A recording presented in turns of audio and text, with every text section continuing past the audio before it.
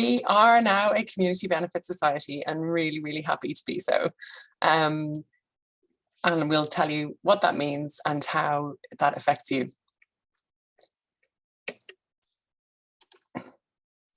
Yeah, so the programme for this evening is a little brief intro about who we are, what a BenCom is, Community Benefit Society is, how you can become a member, a bit of a recap on our structure and the role of the steering group. We'll run through what those 11 steering group roles are, what the rotation process is and the timeline, and also when the actual formal AGM will be. And we can have a Q&A, and then if there are some, well, I know there's a couple of announcements, and we can open up to the floor as well for more questions if there are. So what, yeah, who's ACAN? I mean, I recognize some names in the chat box, but for those who are new, ACAN is a network of individuals across architecture and built environment, I told you I was right, built environment related professions, taking action to address the twin crises of climate and ecological breakdown. And ACAN, I think we've been running for about 2.5 years, formed around the time of the climate protests in 2019. So we're pretty broad reaching network at this stage because, you know, throughout lockdown and the push to having to be virtual in presence, that actually afforded an opportunity to reach much, much wider. So we have got chapters of ACAN in Northern Ireland, in Portugal, in India, in Scotland, and lots more forming. So it's a really wide reach, which is very exciting. What else can I tell you about us? Yeah, our aims, most important. We organise around 3 main aims: decarbonise now, ecological regeneration, and cultural transformation. So what is a community benefit society? It's a form of cooperative, and it's a legal structure that will allow us to seek funding. It clarifies our position as a not-for-profit organisation. Part of the requirements of forming a community benefit society is that we have to define our membership, which is the purpose of setting up our membership that will come to how you can become a member very soon. It allows all of our members the opportunity to be involved in the governance of ACAN, and each member has 1 share, and that share gives you 1 vote. And it isn't compulsory for participating in ACAN. So you'll know that we have we'll come to the 9 thematic groups in a minute, but there's lots more information about this. There's a whole page dedicated to this on our website. And we'll have a QR code later in the presentation where you can just scan that and get to there, or just go to architectscan.org and there's a membership drop down page on that. Yeah, so what does it mean for ACAN? So our activities don't really change. So you can still come to any meeting that you want to come to. You still participate in any of our campaigns and be part of the network. And we will remain an open and free organisation to participate in. But as I just touched on there, it does allow us, by formalising our organisation, it does allow us to access funding to potentially employ people. Through actually the act of finding some of that funding, we then maybe are in a position to employ professional campaign managers or campaign assistant type roles, it's going to be great to be able to like push our campaigns to the next level. It'll provide a level of legal protection, and it'll help us better understand our member numbers. So how can you become a member? So you can go to our website, as I mentioned earlier on, architectscan.org/membership.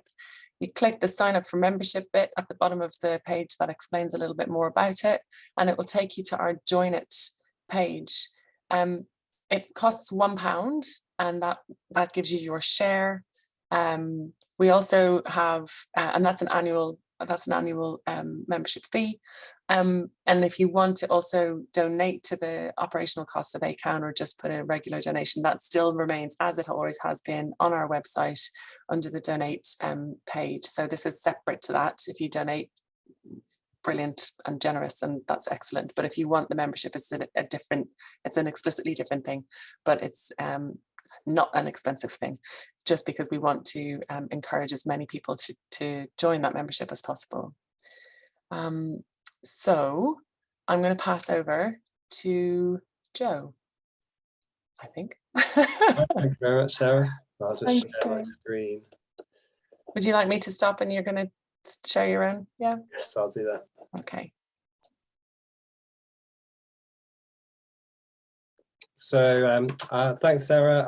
I'll give a bit of an overview of ACAN's structure, the steering group, and the roles that sit within it. So ACAN is essentially, well, this is the structure that we adopted about just over a year ago, with the idea of trying to create a bit more focus within the different groups and roles and try and make ACAN a bit more efficient in its running.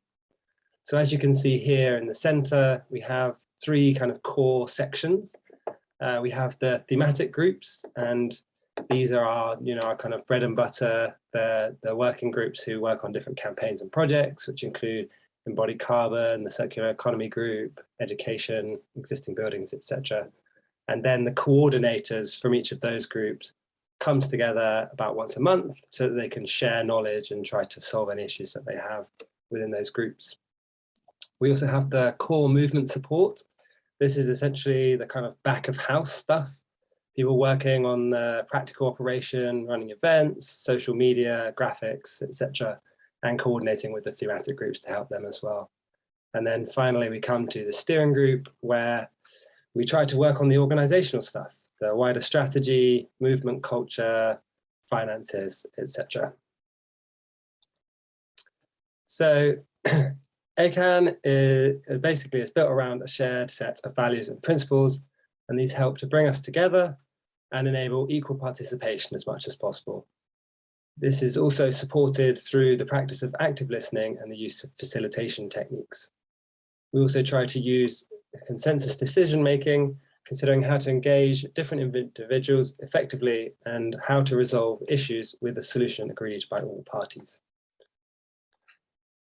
We also we try to be as democratic and non-hierarchical as possible in the running of ACAN, and we use a number of different principles of the self-organizing system to facilitate this. This includes distributed authority, all thematic and working groups having equal authority, mandates, allowing each group or individual to have a clear understanding of their role and the parameters within which they work. This allows for autonomy, efficiency, and helps ensure responsibility is taken over each action. We have roles. Each thematic group has its coordinators, but also nominates a facilitator and a note taker at each meeting. This helps to help meetings run and engage everyone equally. Each group also might have its own more specific roles to help actions or mandates within their own groups. And decentralized decision-making, this is more power to each group so that they're able to make their own decisions as long as they work within the parameters of their mandates and adhere to the sort of principles and values that everyone has signed up to sort of sharing when they join ACAN as a member. And finally, transparency, just trying to work with everyone and be as clear as possible what everyone's doing, each group, so that we try not to duplicate work and that everyone can work together as well as possible. So the steering group also has its own mandate, and this helps with its key role of keeping an overview and coordinating the decentralized activities of the ACAN network as a whole. So the steering group is responsible for the strategy, that's the sort of overview of action within the industry, the types of campaigns and organizations that we communicate with, lots of things like that. The constitution, that would be the manifesto and aims, our values and principles, also things of governance, so organizational, legal matters that we have to contend with as an organization as well. And we also have certain financial, legal and regulatory duties, particularly now in relation to ACAN's status as a community benefit society. And the steering group also tries to take charge of quick decisions, for example, how to respond to matters in the media if they need a quick response. So within that steering group, we have these 11 roles, and each role has a mandate, and the role is quite specifically outlined, the actions, so that each person has their own responsibilities and we can maintain an efficient running of the organisation. So I'll just run through these quickly. We have at the top the campaigns coordinator. This is the lead coordinator for ACAN's campaigning efforts, providing a link between different working groups' campaigns and the steering group, and providing support and assistance to ensure these groups are able to plan and execute strong campaigns. The communications coordinator plays a role in defining how ACAN presents and communicates to the outside world through a variety of media. The diversity and solidarity coordinator, their role is to promote diversity and representation within ACAN and foster strategies to challenge inequalities and injustices throughout the efforts of the network. We also have the movement culture coordinator. They act as a steward in developing the strategic vision and direction for ACAN, including the aims and values of the movement. The events and actions coordinator, that's a key role. They keep a strategic overview of all events and actions, helping to instigate, plan, and coordinate ACAN happenings in collaborations with others in the network. The role also leads the events team in supporting thematic groups when they host their own events. The onboarding and replication coordinator, this is a new role for the steering group. This is, they have a kind of twofold process. So overseeing the onboarding strategy and the arrival of new members and participants, and also looking after ACAN's approach to regional and international replication and developing ways to support those groups. The outreach and alliance coordinator, they serve as the main point of contact for external groups and organizations seeking to build strategic partnerships and collaborations with those groups whose aims are aligned with ours. The thematic groups coordinator, they ensure that the thematic groups work within one another and help with managing any organizational issues. The finances coordinator, overseeing the management of the financial affairs of ACAN. And finally, the steering group coordinator, and that's my current role, and that's to facilitate the efficient operation of the steering group and to support the roles and individuals involved. So quite a quick run through. I hope everyone was able to keep up. And then that is more information on each of our roles can actually be found on the website. So rather than running through all of those, I'll just move on to the next slide. So it can be found there at architectscan.org/steering group. With the aim is that the steering group should be as transparent as possible, and you can now find all of the information about the steering group in general and about each of the roles on our website. But it's also the intention that each of the role holders should rotate on a regular basis to encourage equal participation, diversity of ideas, and also just to keep fresh energy. I'll now pass on to Tom Bennett to explain more about the re-election process. Thanks, Jay. I will just share my screen, if that's all right.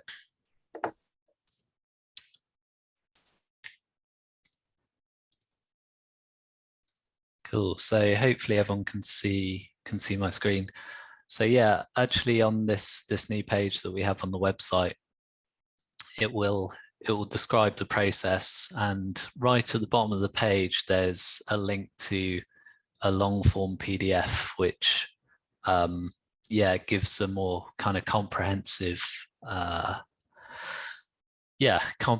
sort of description of the steering group rotation process. So as Joe mentioned, we wanted to make this transparent, and we wanted to make this open to everyone really, everyone who has become a member of the Community Benefit Society and who meets the eligibility criteria.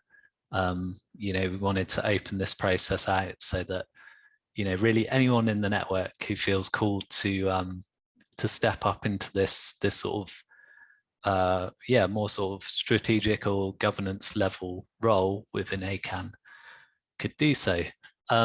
So the first step in this process opened today, and this is the expression of interest stage. So yeah, this will be open for a few weeks until the 20th of March. The 20th of March is the final day to submit your expression of interest if you want to participate or, you know, be in the running for the next steering group. So yeah, what I recommend is do check out that website.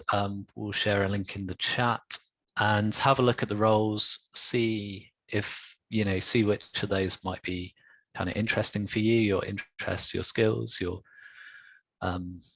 yeah, your general disposition. So in addition to the role, do have a look at the steering group mandate as well. So that although there are these 11 roles, 11 defined roles, this group as a whole has a mandate and has kind of a shared collective responsibility to uphold that mandate. So, you know, if you're putting yourself forward for the steering group, you really need to be prepared to share in some of that higher level organizational work. So yeah, the expression of interest stage, it's really very simple. And so all you need to do is fill out a very simple Google form. There's a link on that website. And yeah, you can express interest in more than one role. So there might be a couple of roles or, you know, several roles. I don't know, maybe you're interested in all of the roles, who knows? So you don't have to narrow it down to one yet. Yeah, so the link to the form is on the website. Down at the bottom, there's a kind of section that talks about the application process, and there you'll find the link to the form. This is what the form looks like. So yeah, it's a basic Google form. It collects some information about you, including some contact details. So we need to be able to contact you to talk about this.